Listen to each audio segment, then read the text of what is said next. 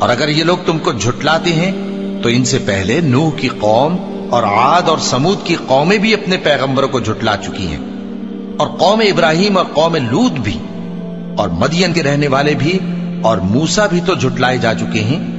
لیکن میں کافروں کو مہلت دیتا رہا، پھر میں نے ان کو پکڑ لیا، تو دیکھ لو کہ میرا عذاب کیسا سخت تھا۔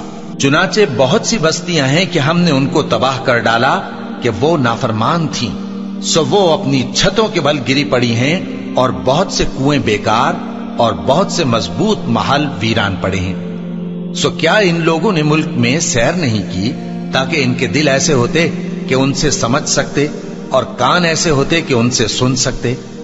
بات یہ ہے کہ آنکھیں اندھی نہیں ہوتی، بلکہ دل جو سینوں میں ہیں وہ اندھے ہو جاتے ہیں۔ اور یہ لوگ تم سے عذاب کے لیے جلدی کر رہے ہیں، اور اللہ اپنے وعدے کے خلاف ہرگز نہیں کرے گا۔ اور بے شک تمہارے پروردگار کے نزدیک ایک روز تمہارے حساب کی روح سے 1000 برس کے برابر ہے۔